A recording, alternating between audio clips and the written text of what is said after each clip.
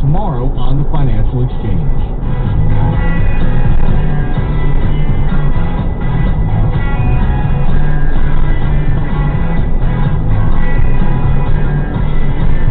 The preceding program was a paid advertisement by the Financial Exchange, and it does not reflect the views or opinions of this station, its advertisers, or iHeartMedia. Hi, it's Chuck and Mike from the Financial Exchange. We're here to talk to you about the Armstrong Advisory Group's new guide titled Inherited IRAs, The New Rules of the Road.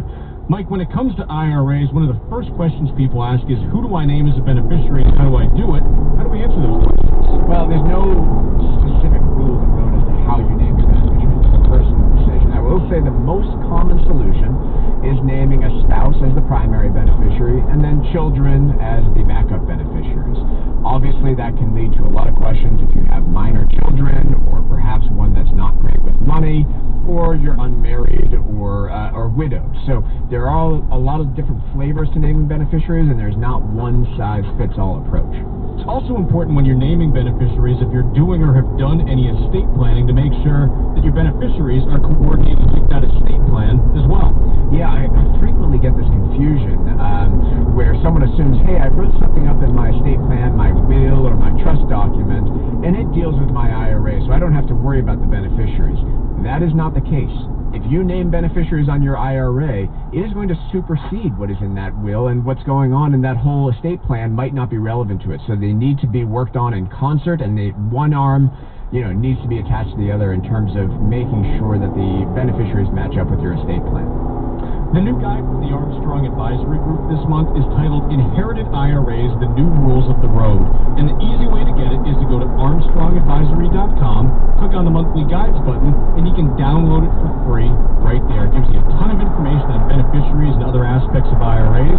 Again, it's titled Inherited IRAs, The New Rules of the Road, and it's available at armstrongadvisory.com.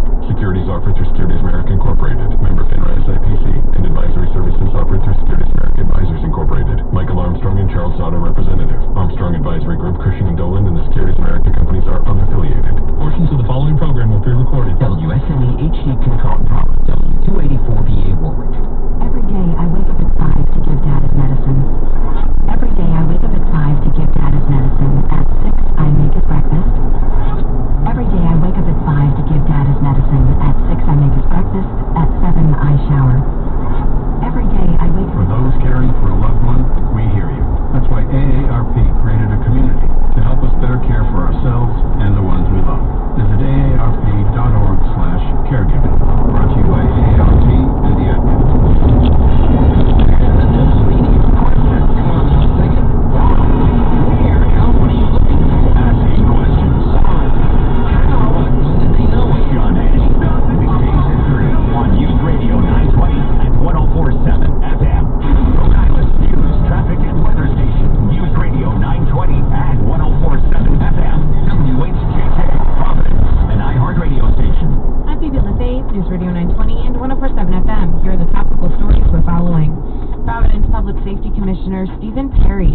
Providence City Council meeting last night that abolishing the city's police department would cause chaos and lawlessness. Perry made that statement during the council's Finance Committee meeting, featuring on the agenda a discussion of requests to defund the police department, a common refrain that has gone up across the country following the death of George Floyd while being arrested by police in Minneapolis. A Rhode Island man who is serving prison time for a terrorist plot is requesting a compassionate release, citing coronavirus concerns.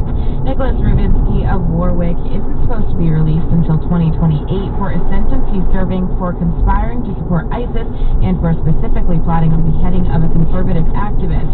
Rubinsky is behind bars at a prison in Danbury, Connecticut. Federal prosecutors have until next Monday to respond to the request. A Market Basket grocery store is coming to Warwick. The announcement yesterday from the company that owns the supermarket chain was that it will open in about a year in a shopping plaza on Bald Hill Road. This is the second Market Basket coming to Rhode Island. Earlier this year, the company said it will open a store in Johnston also in 2021. Get news 24/7 on demand at newsradiori.com. Now, here's your Storm Team 10 forecast. Skies turn mostly cloudy along with high humidity today. Highs head to the lower 70s as rain moves in. Showers and the chance of a thunderstorm are possible through the late afternoon and evening hours. The slightly wet start Friday morning, but clearing rapidly, seeing temperatures reach the 80s. sun in the afternoon. I'm Storm King 10 meteorologist Christina Ernie on News Radio 920 and 104.7 FM. A plunge on Wall Street. I'm Lisa Brady, Fox News. The Dow's been down over 1,000 points, dropping back below 26K, amid renewed concern about the economy's pandemic recovery, in part after the Fed chief's remarks yesterday that more help may be needed. Also, rising numbers of coronavirus cases in more than 20 states. Over 44 million Americans thrown out of work in the past 12 weeks. First-time claims for jobless benefits still over 1 million in the latest report, though still declining from the peak. Today, the president's heading to Dallas to talk about race relations and police reform as he considers steps to respond to the calls for change after the death of George Floyd. This is an appropriate piece of policy prescriptions that protects law enforcement and make sure they're able to do their job and protect our communities, but also has the appropriate amount of reform to take into account and to address what we saw in that horrendous video. Spokeswoman Kelly McEnany hinting at a combination of legislative proposals and executive action. The chairman of the Joint Chiefs of Staff, General Mark Milley, offering what amounts to an apology for being part of the president's walk to a church photo walk near the White House last week. Vast majority of protests have been peaceful. Peaceful protest means that American freedom is working. Milley telling graduates of National Defense University during a remote address that he's outraged by the senseless and brutal killing of George Floyd and that it was a mistake to create the perception of the military being involved in domestic politics. There have been a number of tensions between the president and the Pentagon lately. Defense Chief Mark Esper publicly opposing the possible use of active duty troops to quell violent protests. Now the president's rejecting the Army chief's offer to